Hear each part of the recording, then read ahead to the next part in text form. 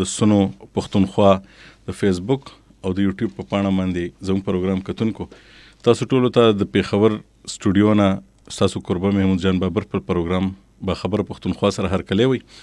څنګه چې تاسو ته معلومه ده چې زمونږ د زیارت او د جمعې پروګرام د روانو چارو وي.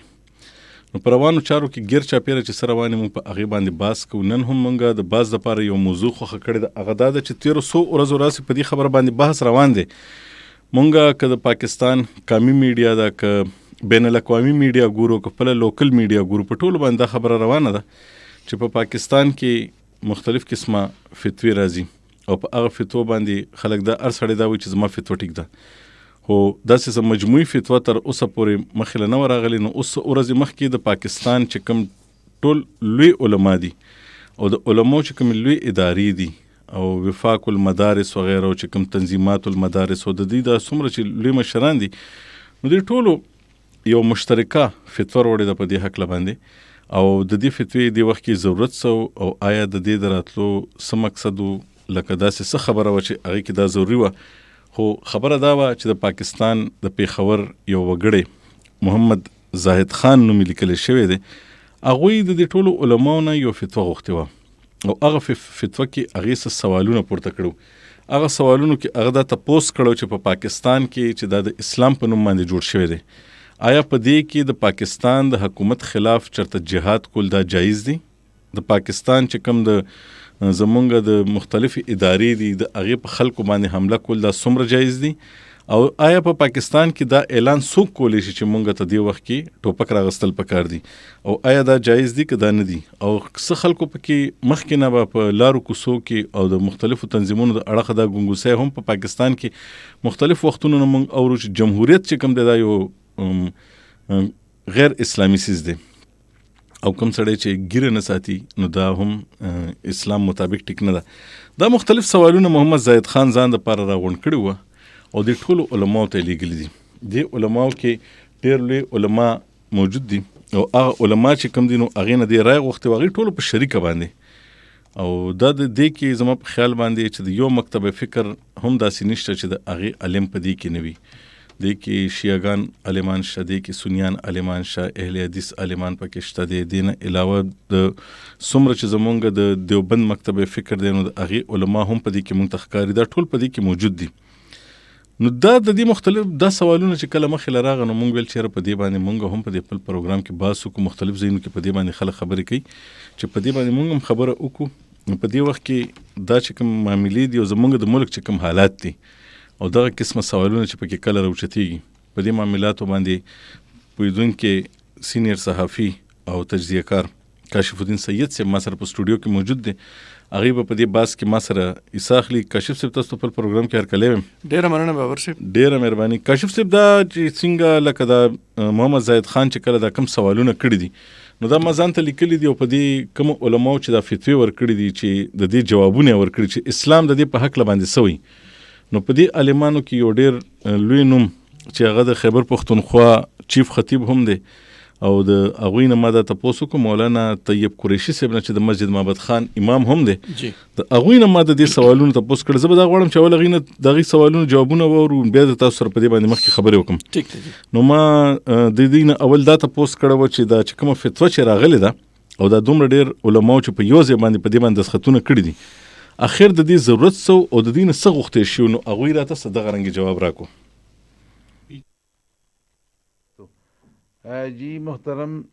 محمود جان صاحب، ستاسو شکریہ، ډیره مهرباني چې په دې موضوع باندې ما ته دعوت راکړو. جناب علي گزارش دا دی چې دا فتوه چې کومه راغلې ده د علماء کرامو د طرف نه، اصل کې دا خو استفتاء وه او په هغې باندې ټول تفصیلات لیکلي شوي دي چې دا فتوه غوښتلی شوې وه، علماو ته رجوع شوی په دې کې. او د دې تناظر دا دی چې څه وخت مخکې په سوشل میډیا باندې داسې قسمه خبرې چې دي دا رالې، بیا یو سټیټمنټ چېرته جاری شو چې یاره د پاکستان خلاف یا د دې د ادارو خلاف یا د دې د فوج خلاف چې د جنگ کول دي او چا ګیره نشته دی، خدا نخواسته او دا مرتد دی وغیره وغیره. نو دا په هغه تناظر کې دا فتوا راغلی ده، لیکن ستاسو په علم کې ده چې دا فتوا اصل کې هم هغه د پیغام پاکستان تسلسل دی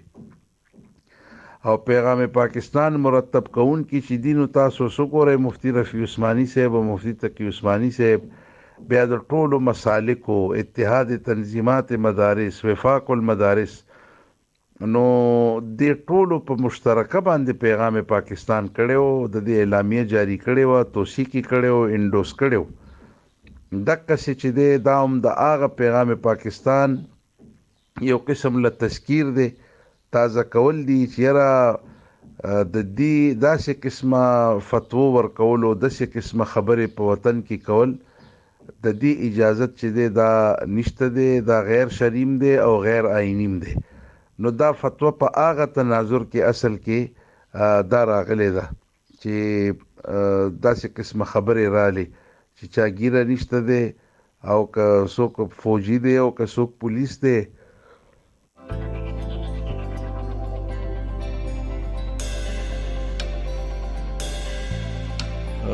ما د مولانا طیب قریشي صاحب نه دا هم تاسو کړو چې څنګه په دې د فتوا چې چا غوښتي و نو دویم سوال دا هم کړو چې په پاکستان غوندې ملک کې د جهاد حکم څه دی او څوک د جهاد اعلان کولی شي او دا اعلان کله کېدی شي، نو دوی راته د جواب څه دغه رنګ راکړو. جناب علي، د جهاد حکم چې کوم دی اب یقینا سټیټ کوي او دا ټیک ده چې یاره اوس اسلامی ریاستونه او د اسلامی حکومتونو هغه تصور نشته چې کم د اسلاف او یا په پخوا وو، لیکن دومره ده چې په پاکستان کې اهل فتاوا شته، محدثین شته، مجتهدین شته، علما شته،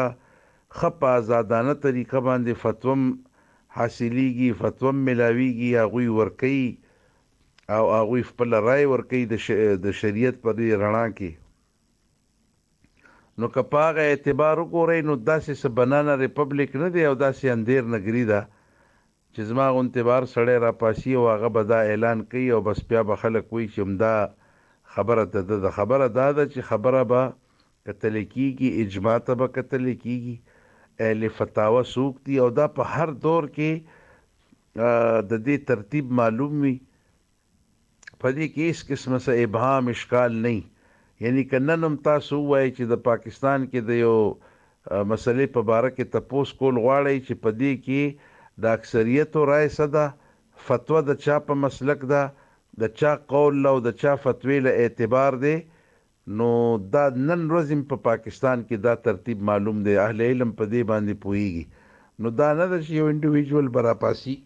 یو بل براپاسي. اسیم زمونږ په دې خطه کې ډلې پرې اوس دومره زیاتې شوي دي چې غیر مسلمه خو پرېږده په خپلو کې چې په یو بل فتوی لګوي چې دی واجب القتل دی، بل وی دی واجب القتل دی. نو دلته خو د ډېر احتیاط ضرورت دی، لیکن بهرحال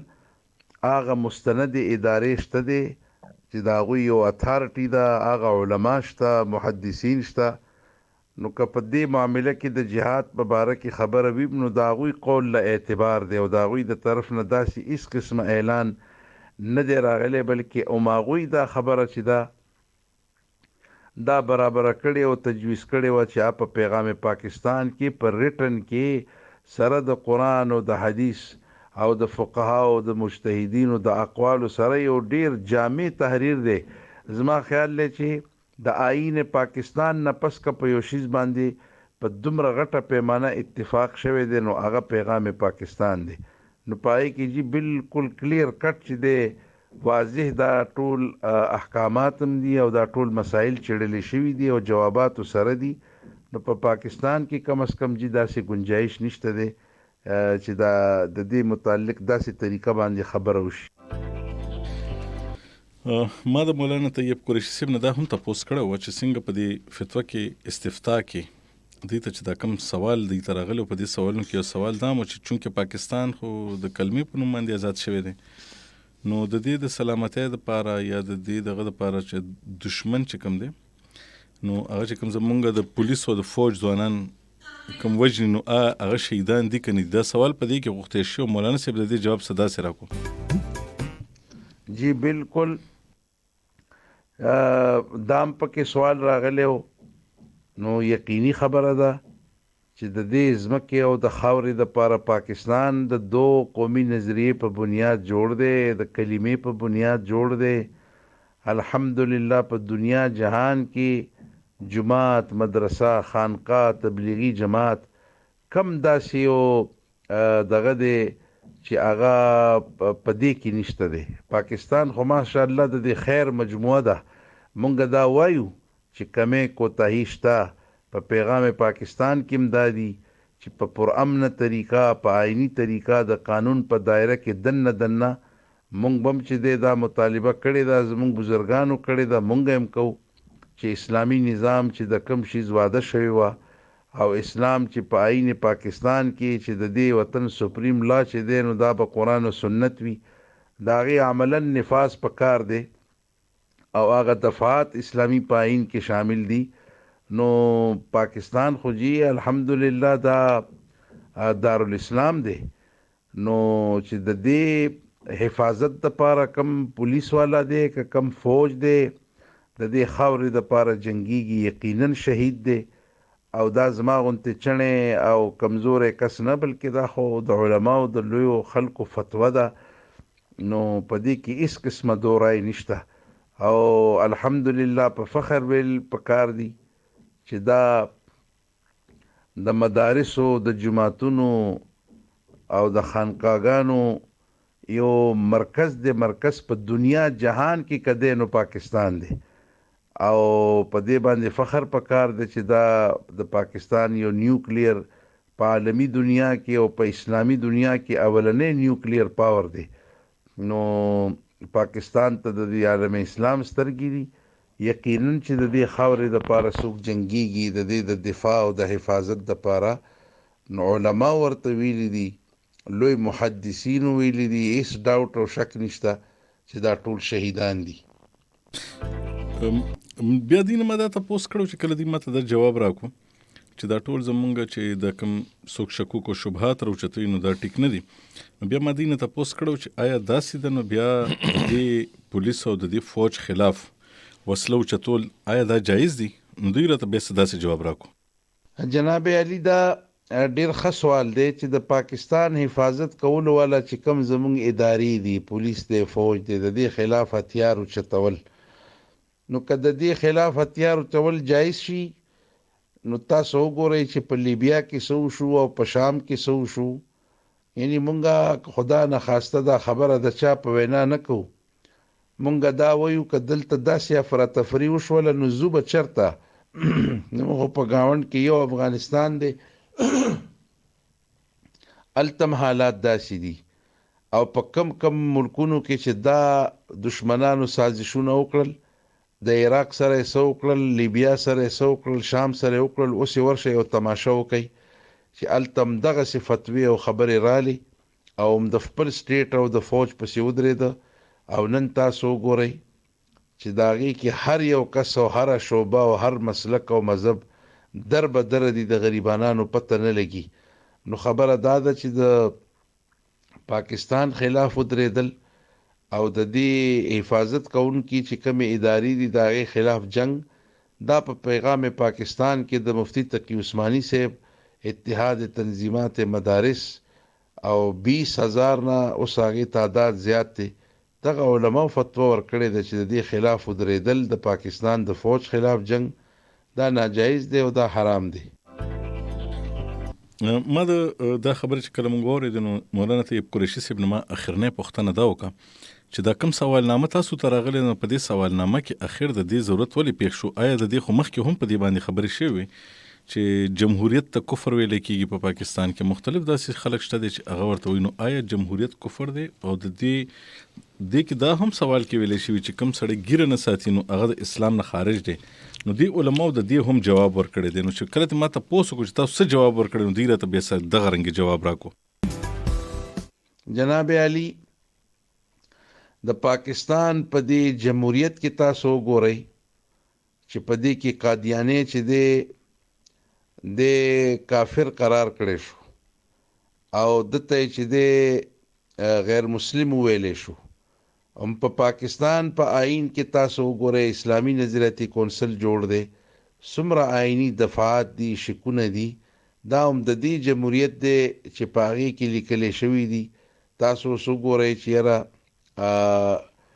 د آئین پاکستان کې د اسلامی دفعاتو د دې تفصیلات څه دي. مونږ دا منو، دې کې هیڅ دورای نشته چې دا جمهوریت آئیډیل نه دی. آئیډیل معاشره او آئیډیل طریقې کار او هغه شورایت دی چې هغه په اسلام کې دی او د اسلاف په طریقه کې اسلام رول کړی دی، حکومتونه یې کړي دي په ډیره زبردست طریقه، مثالی حکومتونه یې قائم کړي دي. نو هغه د بدقسمتۍ نه هغه ترتیب ته یو سفر دی. لیکن په پاکستان کې اهل علم د دې خبرې فیصله کړې وه او هغه تاسو وګورئ د 73 په آئین کې د دې علماو کردار سو او اوس نه ده. یعنی مولانا عبدالحق صاحب رحمت الله علیه او حضرت مفتی محمود صاحب، شاه احمد نورانی صاحب، دا د لوی هستی وي د دې وطن. هغه خلکو چې د دقه لاره اختیار کړله همدغه طریقې ته ووی چې د هغې په مقابله کې دا زیاته ښه ده. یعنی کار خو اصل کې همدا دی چې د اسلام د پاره هلې ځلې کول دي. نو بهرحال د ټوپک او د دې تورې د اوچتولو په ځای باندې دا چې کم رایج طریقه ده هم په دې کې د دې د بهترۍ د پاره منډم ده. او تاسو وګورئ مولانا عبدالحق صاحب رحمت الله علیه الیکشن کړی دی، د هغوی هستی او درجه د مفتی محمود صاحب مقام او درجه سوه. نو چې هغوی دا ترتیب خوښ کړلو چې یاره په پاکستان کې به خدا نخواسته داسې یو طریقه نه اختیارولی کېږي چې هغې سره ملک ته نقصان ورسي. نور به کوششونه یي چې هم په دې جمهوریت او هم د دې طریقې مطابق چې دی سړی زیات نه زیات کوشش وکړي چې په دې کې د اسلامي نظام د پاره هلې ځلې وشي. او د وخت نه ډېرې خبرې داسې دي چې هغه د بهترۍ شوي دي، هم د دې جمهوریت په لاره شوي دي او مزیدم دا خلک ورته په جذبه دي. نو کفر ویل دا نامناسبه ده، ځکه په دې فتوه نه ده. او چې د چا ګیره نشته خدا نه خواسته نو سړی د خپله سوچ وکړي چې ګیره نه نو د دې مطلب دا دی چې بیا خو به نیم پاکستان چې دی دته سړی غیر مسلم وي او دی به سړی وجني. نو دا ډیره نامناسبه خبره ده. او دا ټولې خبرې هغه دي چې د نصیحت، د واعظ، د تبلیغ دا به د هغې په ذریعه باندې کیږي. او تاسو وګورئ په پاکستان کې چا پابندي لګولې ده؟ تبلیغي جماعت وګورئ او دا نور وګورئ، دنیا خلک ورسره بدل شو، اسلامي تحریکونه دي خپل کار کوي، نوجوانانو ورسره ماشاءالله دومره تبدیلی په نوجوانانو کې راغله، مخکې څنګه و څنګه دي. نو زما خیال دی چې داسې خبرې کول چې ګیره خریلی چې دی یا مرتد دی یا دی مسلمان نه دی، دا انتهایی نامناسب دي او داسې ریمارکس په شریعت کې د دې اجازت نشته. جی قدرمنو اوریدونکو، دا مولانا طیب قریشي صاحب چې د مسجد معبد خان په پیښور کې چې د معبد خان صاحب چې کوم مشهور تاریخي جماعت دی نو دا د هغې امام دی او معروف عالم دین دی او د خیبر پښتونخوا چیف خطیب دی. او دې نه علاوه دا چې کوم سوالونه راغلي نو په دې سوالونو باندې نه صرف دوی خپله رایه ورکړې ده او بلکې چې د دې نه علاوه څومره هم عالمان دي د مختلف مکاتب فکر ټولو په دې باندې رایه ورکړې ده. دا جدي کوم جوابونه ورکړه دا د هغې په جوابونو کې لیکلی شو، کوم سوالونه چې شو چې ما وکړو نو هغه سوالونه په هغې کې شو. تاسو هم په دې موضوع باندې څه خبره کول غواړئ نو تاسو کال کولی شئ. زموږ د پیښور نمبر دی 5254 143 091 5254 143. په دې معاملو باندې پوهیږي کاشف الدین سید صاحب صحافي هم دی او په دې معاملاتو باندې هم پوه دی، په فتوا باندې، په استفتاء باندې، پیغام پاکستان باندې څومره هم چې موږ سره د خبرې د جواب توان وي نو موږ به د هغې جواب به هم تاسو له درکو او تاسو هم په دې کې کال کولی شئ، خو ښه په مناسبې طریقې سره په لنډو الفاظو کې خپل تپوس کوئ نو موږ به جواب درکو. کاشف صاحب دا خبرې چې کومې موږ واورېدو نو په دې کې یو لفظ چې کوم دی نو دا د استفتاء بار بار راځي که نه، استفتاء به مای فتوا. نو فتوا باندې خو پوهېږو چې خلک یو بل له وایي مړه فتوې را باندې مه ورکوه، دا راته مه وایه چې زه ټیکې مه که زه غلط یم، ځان نه فتوې مه ورکوه، لکه ځان نه فیصلې مه ورکوه. نو دې ټولو عالمانو په شریکه چې دا کومه فیصله ورکړې دا استفتاء ستاسو په خیال کې څه ته وایي او دا پیغام پاکستان دی بار بار نوم اغستو داسې شو؟ ډېره مننه محمود جان بابر صاحب. یقینا چې ډېره حساسه معامله ده او حساسیت په دوه حوالو سره دی. یو خو چې کم مونږه کم چیلنج سره مخامخ یو دهشتګردۍ په شکل کې، د عسکریت پسندۍ په شکل کې، یو خو د دې د هغې سره تعلق دی. دویم حساسیت دا دی چې چونکې یو شرعي نقطه نظر سره خبره شوې ده، نو ظاهره خبره ده چې شرعي نقطه نظر سره خبره کوي نو هغه علماء کرام کوي، مفتیان صاحبان کوي، او چې هغې ته دا حق حاصلي او هغه مسلمه شخصیات ناغي په دې باندې خبرې کولی شي. مونږ هر څوک فتوا نشي کولی شي او مونږ په هم نشو کولی. دا مفتي خو ډېر سبق ویلی دی، د څومره لکه د دې خپل د دینی مدارسو کې او د دې چې کوم نظام دی، نو د مفتی جوړېدو دپاره ځان له خپل یو باقاعده یعنی څنګه چې زمونږ په عام کالج یونیورسټۍ کې د ماسټر د ډیګري نه پس بیا په هغې کې سپیشلایزیشن کېږي. زموږ ډاکټران صاحبان د ایم بی بي ایس نه وروسته بیا په یو خاص شعبه کې سپیشلایزیشن وي. دا د ماشومانو تکړه ډاکټر دی، دا د زړه ډاکټر دی. هم دغه شان د فتوی ورکولو دپاره په دغه لویو مدارسو کې زموږ چې کوم لوی مدارس د تمام مکاتب فکر په هغې کې د دې مستقل کورس کېږي او هغه ته بیا دا حق حاصلي او د هغې د دې خپل طریقې کار دی، د هغې مطابق هغه ته د مفتی او د هغه د نوم سره بیا د مفتی او دغه ولګي. دغه شان بیا نورم په دې کې مختلفې شعبې شته، څوک د احادیثو ماهري، څوک د تفسیر ماهري، څوک د فقه ماهري. خو دا چې چا دسخط کړي دا ټول مفتیان دي، بالکل دا ټول علماء کرام او بیا دا چې دای د کومو ادارو نمائندګي کوي. لکه تاسو وګورئ چې تاسو چې کوم اوس خبرې چې کېدې تاسو نو داغه یو خو تاسو دا وایي چې راغه د مسجد محمد خان غوندلوی تاریخي بیا د حکومت د طرف نه هغه ته یو ذمہ داری ده او هغه د صوبې چیف خطیب دی. بیا د دې نه علاوه مولانا قاری طیب قریشي صاحب د پېښور یو ډېره لویه اداره د جامعه اشرفیه په نوم باندې د هغې په خپله باندې د هغې مشر دی، د هغې محتمم دی، د هغې بل دا چې د یو علمي خاندان سره تعلق ساتي دی. والد محترم مولانا یوسف قریشي صاحب هغه هم د مسجد محمد خان خطیب و د دغه جامعه اشرفیه د صرف دا چې محتمم و بلکې په دغه جامعه اشرفیه کې هغه شیخ الحدیث او د دې نیکه چې مولانا عبدالودود قریشي صاحب هغه یو ډېر لوی سړی او دا چې کوم جامعه اشرفیه د دې چې دا نو دا د مولانا اشرف علي تانوي صاحب څوک چې زمونږ د دیوبندي مکتب فکر چې کوم نن یو ډېر لوی نوم دی، نو د دې نیکه چې و د مولانا طیب قریشي صاحب، مولانا عبدالودود قریشي صاحب، د هغه زما د معلوماتو مطابق د هغه چې کوم تعلق لکه دا په هر طریقې سره پوره دی په دې معاملې چې دا خبره وکړي او نور مفتیان هم چې مشران کوم چا دسخط کړي. یعنی بیا په دې کې چې کوم نور لکه د دارالعلوم حقانیه کوړه خټک د هغې 2 شخصیات په دې کې شته. مولانا سلمان صاحب دا د دې وخت کې چې کوم محتمم دی مولانا نور الحق صاحب دا دغه زوی دی او دلته باقاعده درس کوي، هغه په دې دسخط کړی دی. او بیا د دارالعلوم حقانیه چې کوم د فتاوو شعبه دا د هغې مفتی مختار الله صاحب هم په دې دستخط کړی دی. دغه شان زموږ د پېښور د دارالعلوم سرحد چې کوم دی نو مفتی احسان الحق صاحب داسې د مختلفو مکاتب فکر هغې په دې باندې خبره اتره کړې ده. تاسو د استفتاء خبره کوله، استفتاء هغه سوال ته وایي کوم چې د یو مفتی نه کېدی شي او دا باقاعده د هغې د مفتي بالا فتوا ورکوي چې دنه بس څوک سوال وړي دی به د هغې جواب کې فتوا ورکوي. جی داسې هم کېدی شي او کله کله که دی په خپله باندې ضرورت وګڼي نو هم کولی شي، خو عموما داسې وي چې چاته څه مشکل راپېښ مونږ اکثر د خاندانونو کې ګورو وایي دا نکاح ماته شو که ماته نه شو را فتوا پې والو دا جی آئلي قوانین د خاندان د وراثت دا تاسو چې کومه خبره کوئ د وراثت یا زموږ نور د ژوند روزمره د مونځ حوالې سره د روژې حوالې سره نو د دغه خلکو فتوا باندې عمل چې ته کوې نو بیا د زموږ په مسلمانانو کې هغه ته یو اطمینان هم حاصلي چې اسلامي طریقې سره چې کم کار اوس کوم نو ماته یو مفتی صاحب باقاعده اجازت راکړې او هغه ماته ویلي چې یو دا کار جایز دی. نور داسې ډېر لکه زموږ ډېر خلک د بینک کې پیسې نه ږدي، خو چې هغلته بینک نه یو خاص مفتی صاحب چې کله اعلان وکړي چې نه دا طریقه چې کوم د اسلامي ده نو بیا خلک هغه بینکونو کې پیسې نه ږدي.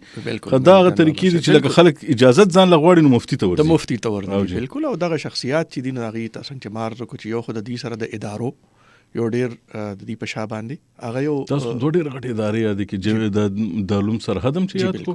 او دې نه علاوه حقانیه مدرسه د اکوړ خټک دا ډېر لوی مدرسې تاسو یاد کړئ د دې مشرانو په دې دستخط بالکل د دې مشرانو د دې چې د مفتیانو په هغې باندې دستخط کړی. بیا تاسو د پیغام پاکستان خبره وکړه نو پیغام پاکستان اخو باقاعده د یو کتاب په شکل کې د پاکستان چې کوم مختلف حالات دي او بیا علماء کرامو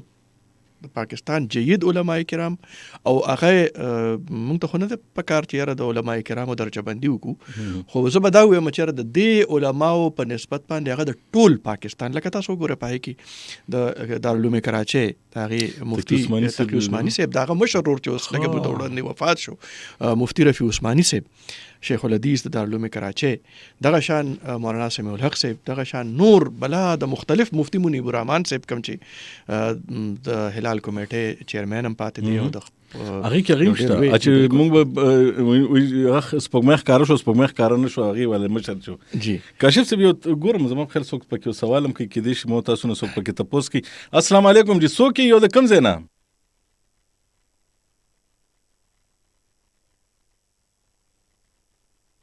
السلام علیکم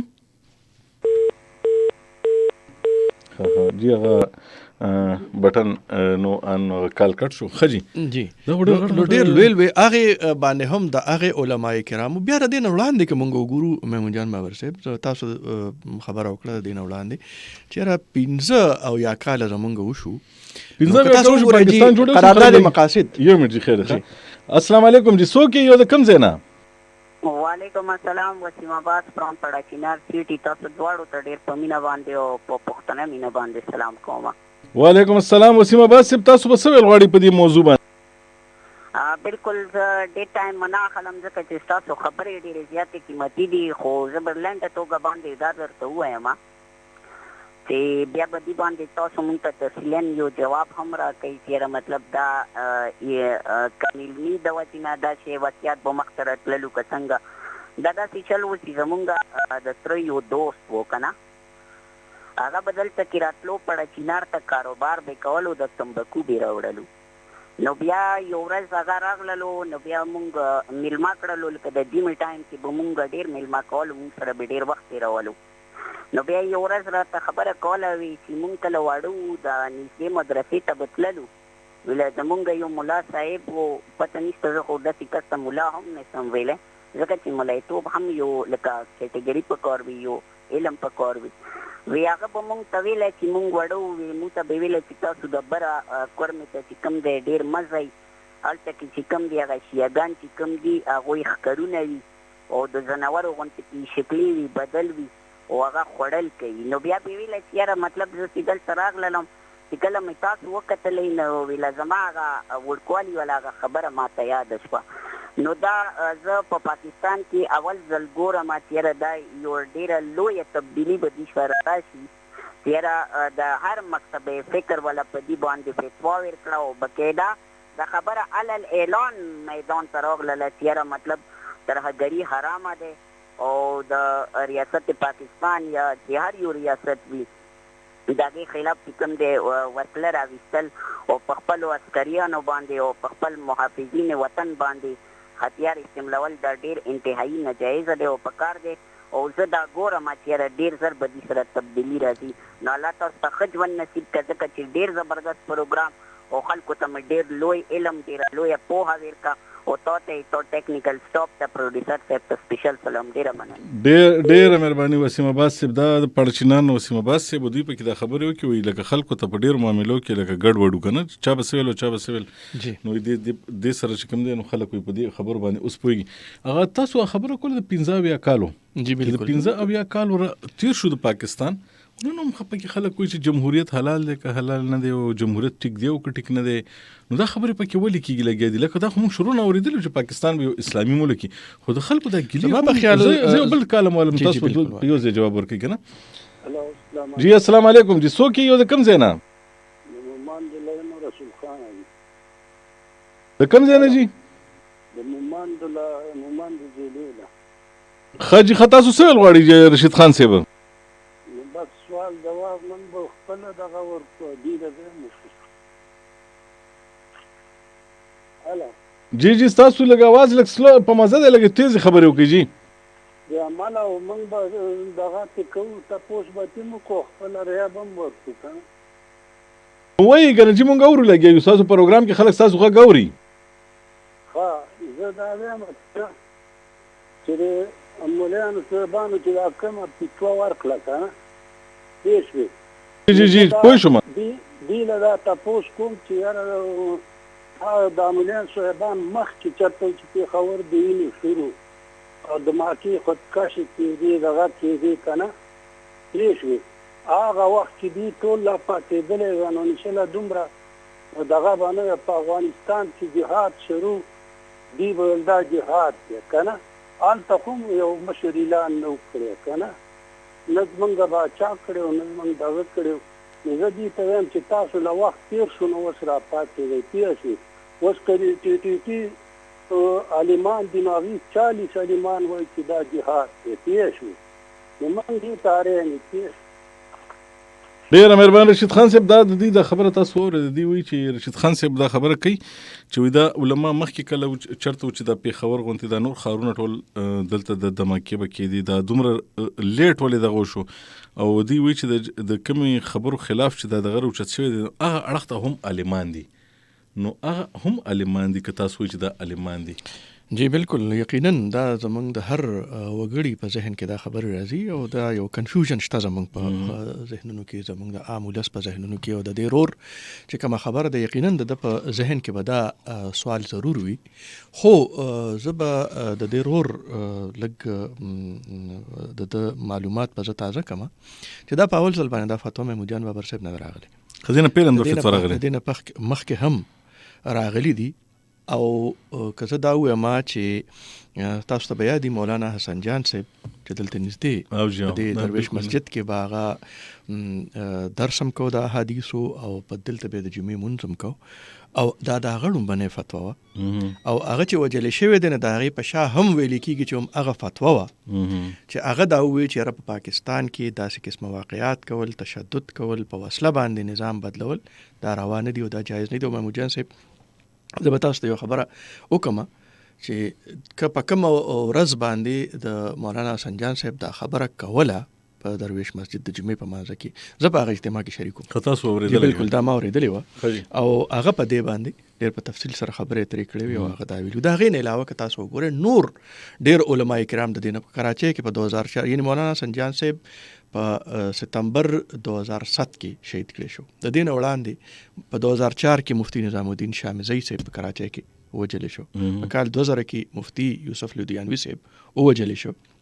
داسې وخت په وخت تاسو وګورئ د نور مکاتب فکر مختلف علماء کرام زمونږ د اهل تشیع علماء کرام ووجلی شو د بریلوي مکتب فکر په لاهور کې مولانا نعیمي صاحب هغه مړ کړی شو داسې نور بلا ډېر علماء کرام او د هغې په شا باندې به وهم دا خبره او ما غوښتل هم دا چې آیا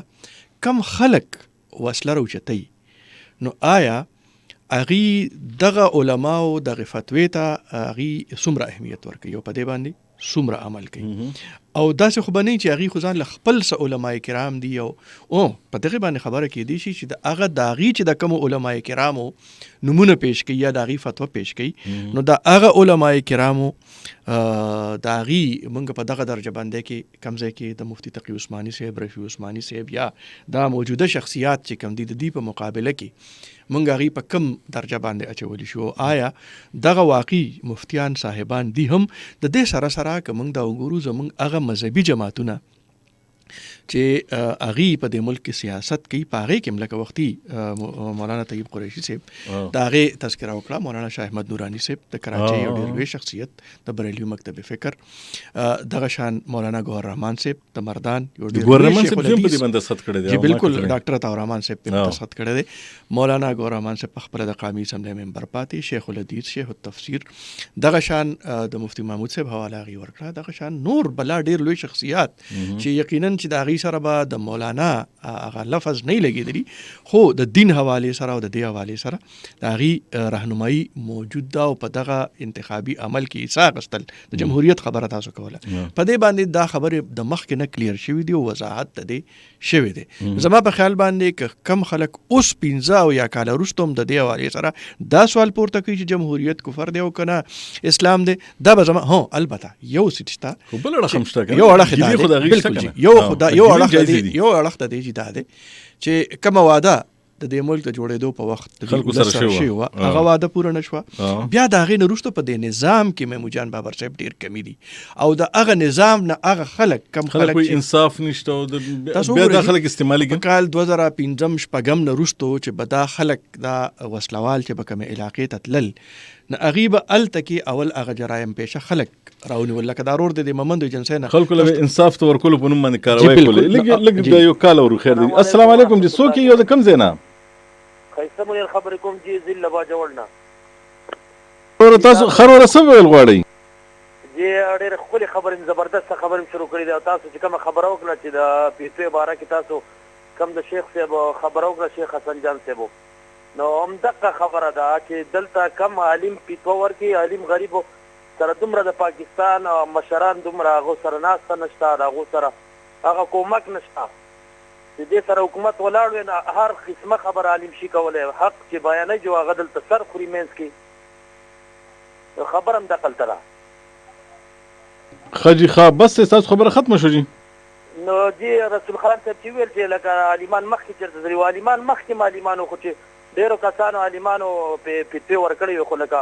کم یو وخت چې پیسو ورکړه چې هغه به بیا سبا له غریب یوه ورځ دوه به هغه دلته میلمه ښه کاشف صاحب د دې د خبره هم هغه ودی وایي چې دا خبره چې کومه ده نو عالم خو فتوا ورکړي خو وروسته ورسره بیا څوک نه ودرېږي نو د هغې د وجې هغې ته مشکلات هم دا لږ سوال یاد جی بالکل موږ نظام حوالې سره یو کال بله محرمه جي خامخا خلک ناست دي اوري د هغې خبره هم لږ اورېدل پکار دي. السلام علیکم جي څوک یو د کوم ځای نه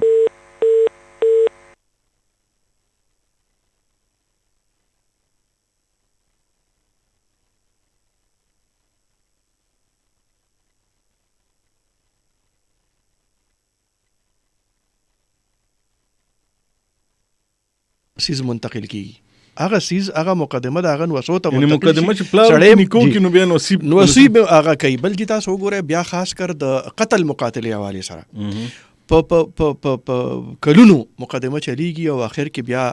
فیصله داسې راشي نو یو خو فوري انصاف نشته په کار د چې فوري انصاف د خلکو ته ورکړي شي د خلکو چې کم تنازعات دي که هغه خانداني تنازعات دي که هغه د جایداد د وراثت تنازعات دي او که هغه فوجداري مقدمې دي تاسو وایي چې بیا که دا نه کېږي نو بیا دغه استعمالیږي دغه دپاره چې خلکو ته مایوس شي اتنګ آمد بجنګ آمد والا خبره ده خلک مایوس شي او بیا هغه خلکو د پاره هغه زبدا وایم چې هغه ملک دشمن عناصر د هغه خلکو جذبات استعمال اول غوړل لکه څنګه چې مون خبره اوس کوله چې په مختلف د مونږ دغه قبایلی زلو چې مخکې دا قبایلی جنسي وي او دغه وسلوال راتلل د خلکو دغه جذباتو نه فایده اخسته الته به چې کم سړی به جرایم کول هغه به راټینګ هغه به ټول کله چا تنازعات په هغه به کېناسته به تاسو لمونږ فیصله کوو زر به ولا فیصله وکړه که چا به جرم کړو فوري طور به راونیو خلک به راجمع کړل او هغې کې به خلکو سزا به ورکړه خلکو یې چېرې دا خو ډېر ښه خلک دي بیا د هغې نه وروستو چې د هغې نه یو سټپ هغې وړاندې اخیسته بیا خلکو ته مشکلات پیدا شو نو دا هغه زمونږ په دې نظام کې که هغه زمونږ عدالتي نظام دی که هغه زمونږ انتظامي معاملات یعنی که مونږ د معاملاتو مستقل ځان خلاصونو پکار خلکو نن چې مونږ کوم مسالې سره مخ یو دا د وړو یا د منګای چې کوم مسله ده تاسو وګورئ کوم خلک چې په دې کې غلا کوي او پیسې پټي او ذخیره اندوزي کوي او شي نه کوي نو که دې خلکو له چېرته حکومت رانیولې سزا ورکولې نو کل خو زړه خو به سپک وکړي چې ځکه بالکل یا دا غریب سړی اوس غریب سړی نن هغه محمود جان بابر صاحب دیاړي مار هغه نن لړ شي او خپلو بچو د پاره د ټولو ورځې دیاړي وکړي محنت وکړي او ماښام دومره پیسې وګټي چې خپلو بچو له خوراک وسي که نه هغه ټرک ته په لاین کې ودرېږي چې د وړو یو تروړه ستاسو خبر منظور رسیدم زه لغوندې دا یو بل کال پکې خیر دی اخلم. السلام علیکم جی څوک یو د کوم ځای نه وعلیکم السلام جی څه ویل غواړئ لږ زر راته ووایي دا وخت را سره لغوندې کمیږي جی ما دا خبره خپله دا خو مفتیان صاحبان دي زاره پیغمبر علیه السلام والدان دي پسې خبرې کولې نه وي که نه په دې عمل چې دی نو ټول مجاهد هغه له لاس ته شو څرګندوي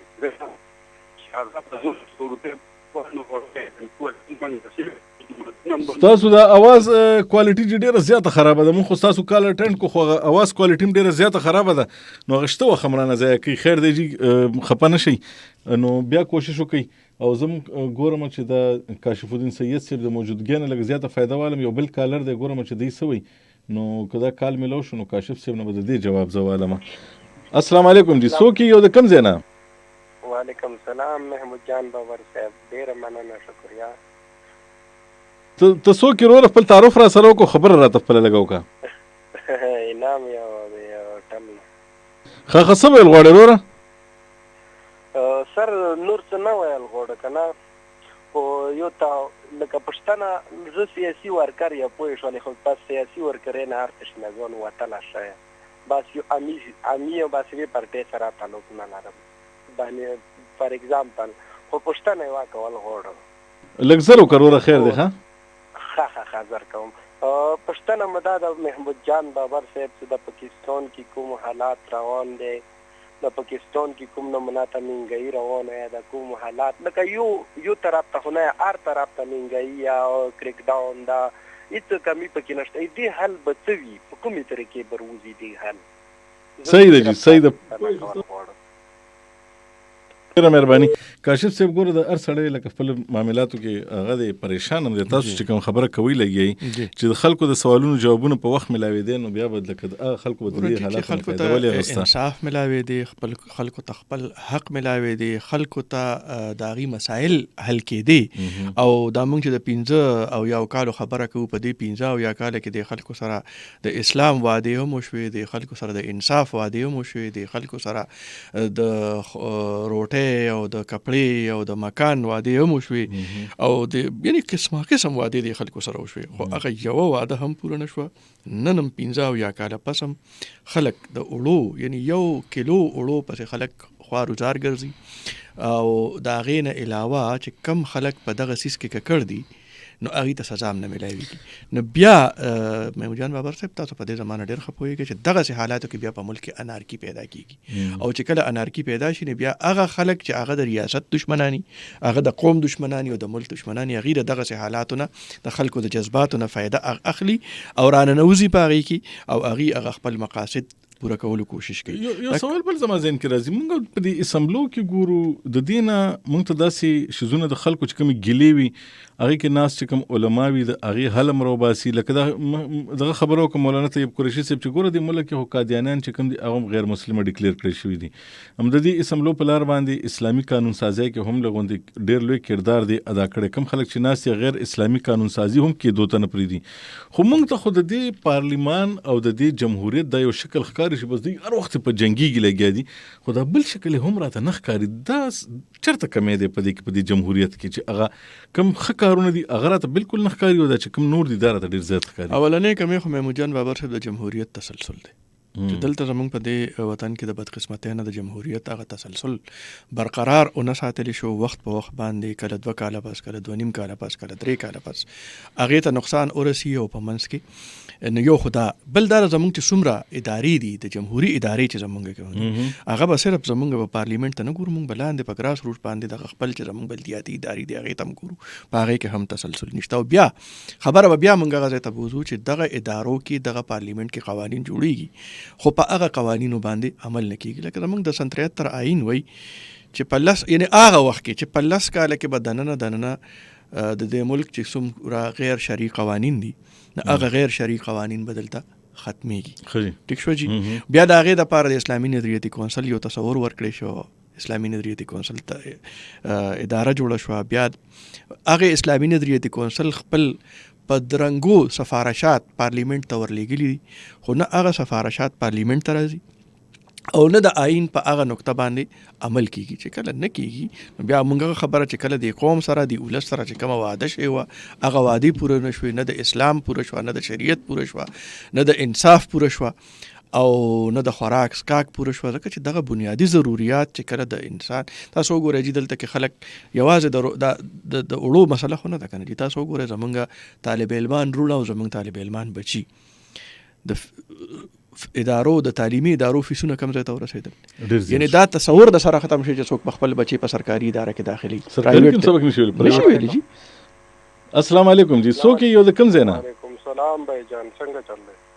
خیر دی. څوک یې وروره او د کوم ځای نه؟ زه رضوان یم. محمود جان بابر صاحب د انعام هغې پوښتنې سره زه متفق یم، خو تاسو صحیح ما جواب. خو زه بله پوښتنه دې کې غواړم، لکه د 73 آئین چې 60% په پاکستان کې لاګو شو، عمل درآمد پوه شو، آیا د پاکستان کې کومې کشلي دا به حل شي او که نه؟ تاسو د کوم ځای نه خبرې کوئ رضوان صاحب؟ زه د ټرن نه. جی ښه ډیره مهرباني. دوی وایي چې دا تاسو چې د کوم آئین خبره کوئ د 1973 آئین که دا وایي د 60% هم چېرته په پاکستان کې 80% هم عمل درآمد په دې شو نو زموږ دا مسلې به ورسره حل شي. یاره زه خو دا وایم چې څومره عمل په آئین باندې شروع شي دومره به زموږ مسایل حل کیږي. او د آئین عملداري د قانون عملداري که چرته هم شروع شي تاسو په دنیا کې وګوره په دې ټوله دنیا کې دا موږ چې ورته ترقي یافته ملکونه وایو دا موږ چې ورته فلاحي ریاستونه وایو نو په هغه ملکونو کې نور څه دي؟ هلته خو نورس نشته، خو د قانون عملداري ده، د آئین عملداري ده او په هغې باندې عمل کیږي او د هر چا دپاره برابر کیږي. دا پکې نشته دی چې دا د حکومت واکمن دی نو د سره به رعایت کیږي او دا بل سړی خو بهر یو عام سړی دی نو نه د باندې به سختي نه، دا نشته دی. په سرکاري سړي باندې، په غیر سرکاري سړي باندې، په مالدار سړي باندې، په غریب سړي باندې دغه ټولو باندې دغه قوانین لاګو دي او چې کله دا لاګو شي زما په خیال بالکل موږ دا ویلي شو، موږ دا توقع ساتلی شو چې دا مسایل به زمونږ به تدریج کمیږي. د تاسو چې کوم مسلې یاد کړي دا ټولې په خپل ځای باندې تاسو منئ چې دا موجود دي